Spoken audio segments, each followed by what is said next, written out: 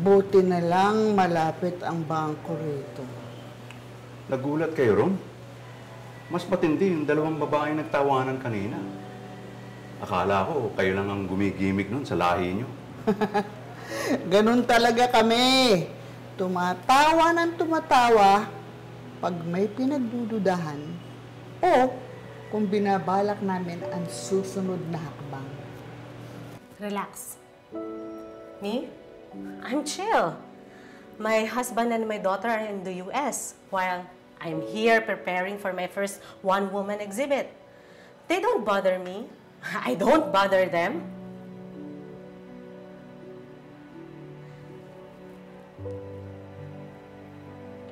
Are you okay, ate? Ang mga bata, kamusta? How are you at work?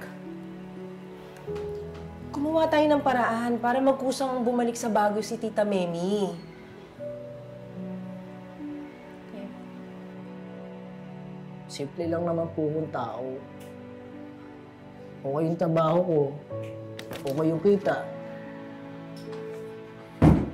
Ang gusto ko lang naman po, tita,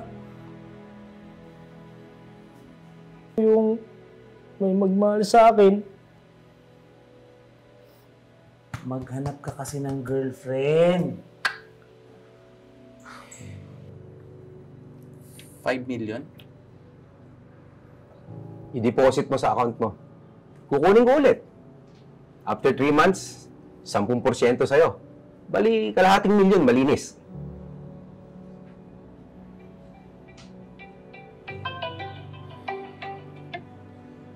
Hello, tita. Choppy ka nga eh. Hello? Hello, tita. Hello, Mikmik! Ninakawan ako!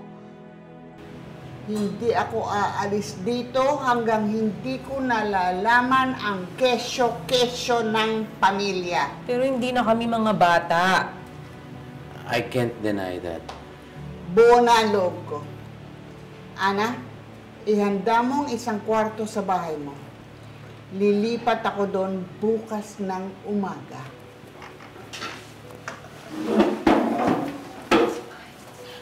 Halika na rito, tulungan mo na ako mag-ayos ng isang kwarto. Para... alam eh, kasi yung mismo niya sa kabila niya dun. Ate! Ate, what's going on? Isa. For Andy? Isa. For Exie? 2. For Andy? 2. For Exie? 3. For Andy? 3. For Exie? 4. For Andy? 4. For Exie? 5. For Andy? Ate, okay ka lang? Hinga. Inhale. Exhale. Inhale. Exhale. Ate. Oh, bakit? Ano nangyari? Nanaginip ako eh. Dalawang mga zombie. Okay ka lang? Zombie? What's happening?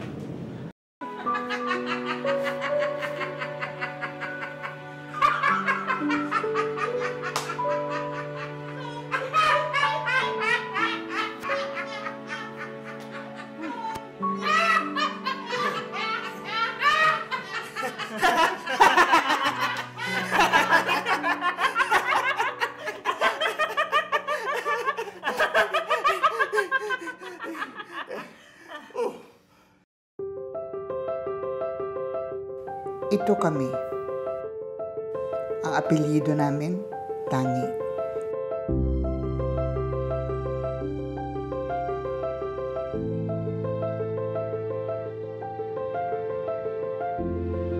Pero hindi kami matatawag na tanging pamilya.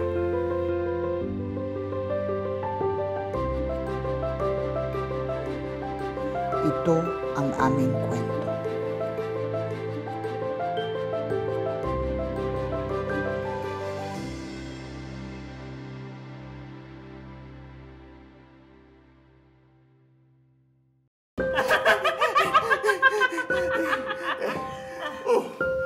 Tatawa na kayo kanina. Lumabas lang kami. Natameme kayo.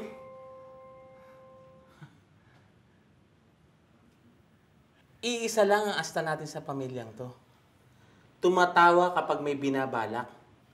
Tumatawa kapag may tinatago o pinagtatakpan. Ano sabi daw? Ilabas niyo na! Ang alin! Di bale, Tita Memi. Huwag ka na lumipat dito. Doon ka na lang sa akin. Ay, Lomi, dito ka po dapat. Yung pala dito pala dapat. Bakit? May pangalan niya. Lola namin siya. Shortcut, Lomi! Andy? Exy! 1, 2, 3, give me a beat. Buguchika, buguchika, buguchika, buf. Huwag niyo kaming pagbintangan, hindi kami ang kumuha niyan. Kung may magnakaw sa atin, wala yun dito sa amin. Break it down! Asan na ang 30K? 30K! 30K! Asan na ang 30K? Nawawala raw ang 30K! Asan na ang 30K? My brother! My brother!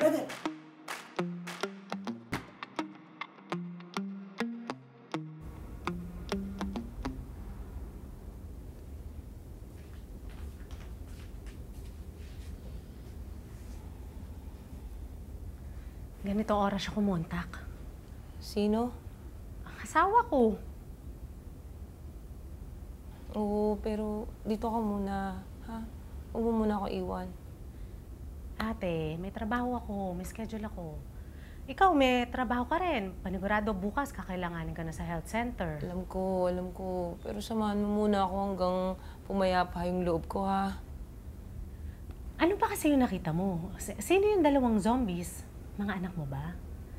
Nakita mo ba sila na nagbibilang ng perang ninakaw nila?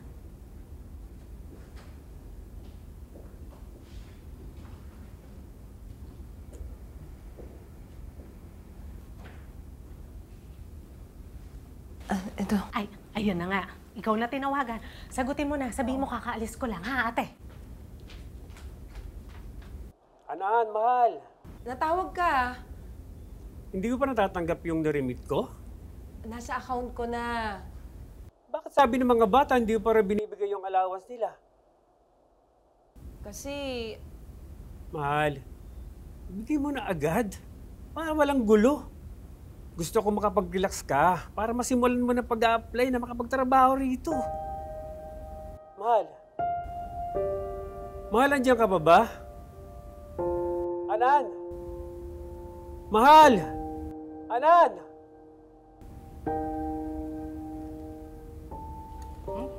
Hindi ko naman sila kinakausap. Huwag mo na pansinin yung mga yun. Eh, paano kung sila yung nagnakaw ng 30,000 ni Tita Memi? Ano sa tingin mo? Yung sagot ko sa tanong mo, tanong din no? Sorry na. Hindi. Eto ha. Paano kung may 30,000 pesos silang hawak ngayon? Magwawalda sila, alis sila. Okay, di ba? Tapos, pag naubos yun, Babalik sila para kunin yung allowance na bigay ni Kuya Rolly. At paano naman, ano mangyayari pag naubos na naman yun? Ano? Huwag ka lang paligoy-ligoy. Tumbukin mo na kaya. Gosh, pag naubos yun at nakapagnakaw na sila, sa tingin mo, saan sila kukuha ng panibagong pera? Paano kung magnakaw ulit yung mga pamangkin natin? At this time, sa mga kapitbahay. Ay, nako. Wala tayong pakialam sa kanila. Ako may pakialam. Kasi yung mga bata, pinapatakbo ako bilang barangay chairman. Anong mukhang ihaharap ko sa kanila kung malaman nila na yung mga pamangkin ko magnanakaw, di ba? Hindi maganda yung politikong may sikreto sa pamilya.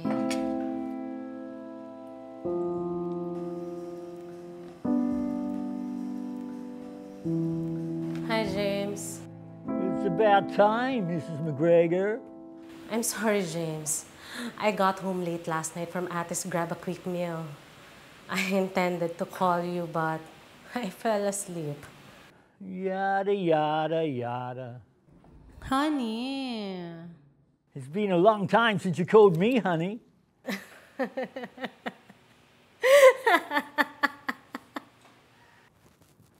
You stop being crazy. Kathy, your mom's acting loony again. Oh, Mom, I miss your tangy laugh. I do that too.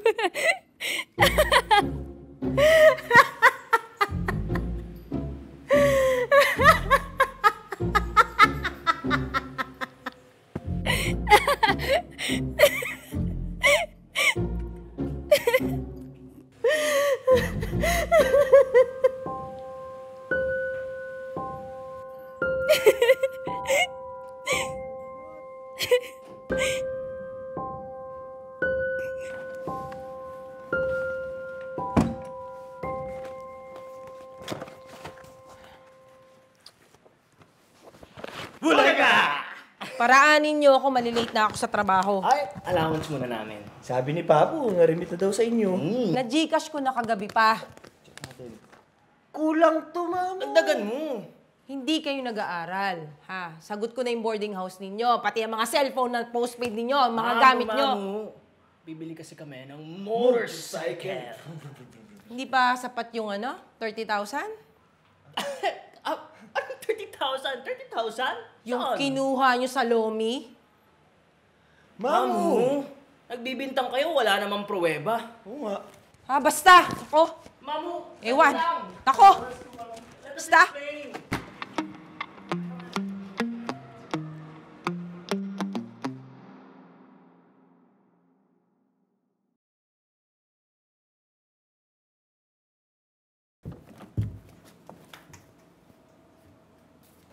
Dindo? Dindo? Ma'am. Ano yan? Ma'am, CCTV po.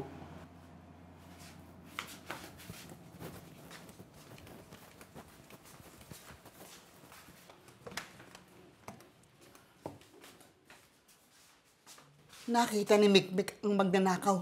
Alam niya kung sino. Ma'am, pero kung sina Andy at Exie yun, bakit parang sinasalba ni Sir Mikmik? Kinukumprontan niya na eh.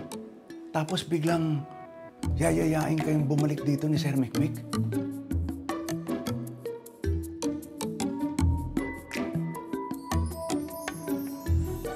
Kuya,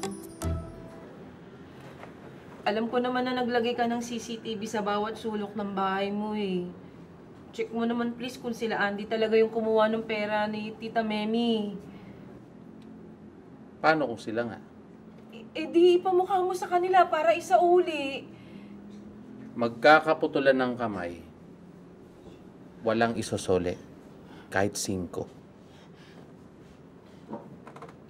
Hindi ako naging mabuting ina. Hindi ko naturuan ng tama yung mga anak ko.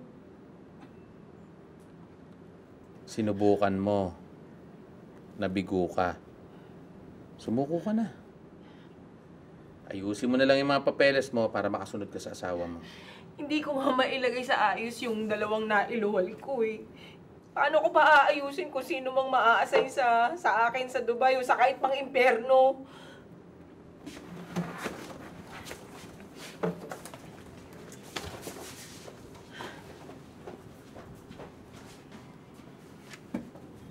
Ano yun? Wala. Regular na drama lang sa pamilya. Checkbook mo, dala mo? Mga post-dated checks, nagawa mo na ba?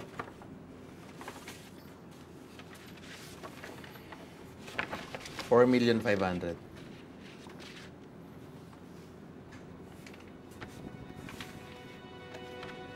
Yan yung 5 milyon na ibibigay ko sana sa'yo kahapon nung bigla ka umalis. I-deposito mo. Yung para sa'yo, in cash ko after 3 months. Nakuha mo na yung parte mo. Which I still won't touch. Para makita ng bangko. Liquid lahat. Dapat lang. Dahil ito pang isa. Bali 1 milyon ang kikitain mo sa akin, Mr. Miguel Tangi. You trust me with this much?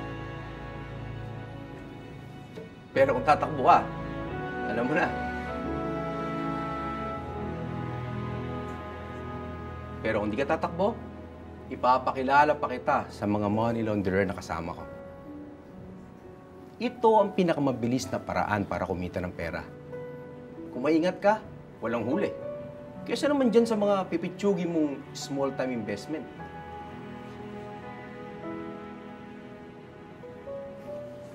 Ipinagtanong na kita. Pinaimbestigahan. May pangalan ng pamilya nyo na pinoproteksyonan mo. Kaya alam ko na hindi mo ko basta-basta gagaguhin o tatakbuhan.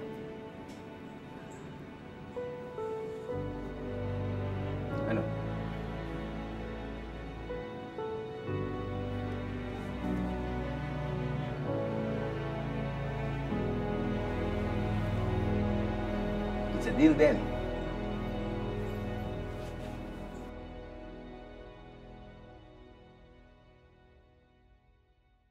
Ay, nako! Ah! Ah! Ay! Chairman, ano? Nakapag-desisyon ka na ba? Ano yan? Talagang inaabangan nyo kaagad yung sagot? Dapat kaagad? Meron? Aba, syempre. At saka teka lang, huwag mo kong tawaging chairman. Mamaya marinig ng iba. Magmukha akong ilusyonada. Napaka-humble mo naman. Ganun talaga. Ano po bang pumipigil sa inyo para Oo nga. Wala naman. Siguro, gusto ko lang siguraduhin yung bawat anggulo ng pamilya namin. Kasi kung tatakbo tayo sa platapormang kontra korupsyon, dapat hindi katitig na chismis. Wala sa pamilya namin. Sam! Kapatid mo, nagwawala! Ha? Bakit? Ate? Nagwawalang paano?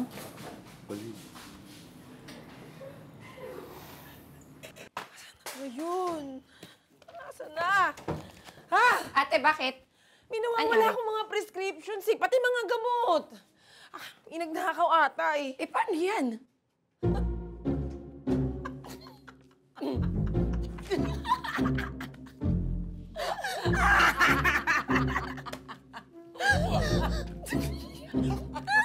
Si ate, alam ko na yung akala mo yan. Ano nangyari? Eh di nakitawan na lang ako para ba pagtakpan siya? Para ano ba? Eh, ganun naman talaga tayong tumawi, di ba? Parang mga buwang.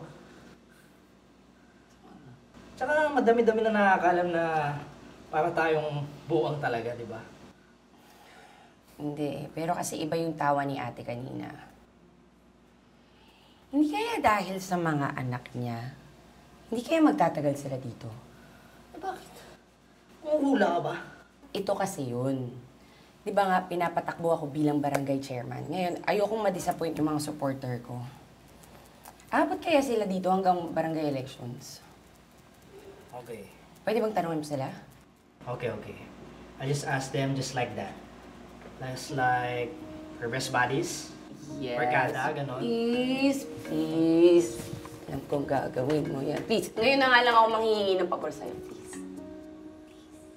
Gusto mo talaga maging barangay chairman? I want to be of service. Ayoko na yung maging taga-stapler, tapos magtatanggal ulit ng stapler. Yung magtutupi ng mga damit para sa donasyon or yung maglilipat ng donation goods.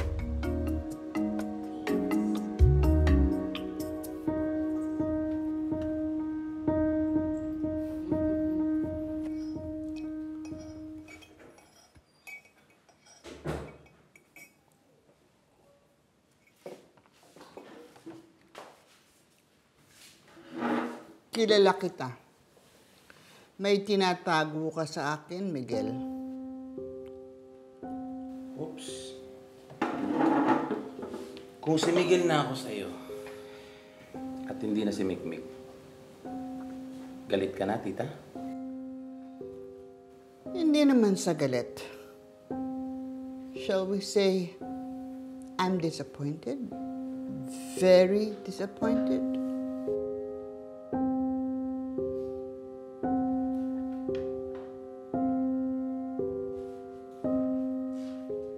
Sa tinagal-tagal ni Dindo sa akin, wala na akong tinago sa kanya. It's just that you're always together. Baka isipin ng ibang tao, may relasyon kayo. Huwag mo akong lituhin. Magdiretsuhan tayo. May CCTV ka sa kwarto mo? Alam mo kung sino ang kumuha ng 30,000 ko. Bakit mo pinagtatakpan? Ayaw ko lang mapahiya si Anan. Hindi si Anan ang nagnakaw, mga anak niya. At sinisisi niya ang sarili niya dahil hindi niya raw napalaki ng tama ang dalawa. I mean, si Rolly nga wala rito. Puro padala lang ng pera. So ikaw, anong ginawa mo para tulungan ang kapatid mo? Bakit ako? I have my own life. My marriage was in shambles. Up and down ang mga negosyo ko. At may dalawa akong anak, tita. May sarili ring buhay ang papa mo, pero hindi niya ako pinabayaan noong nagloko ang asawa ko.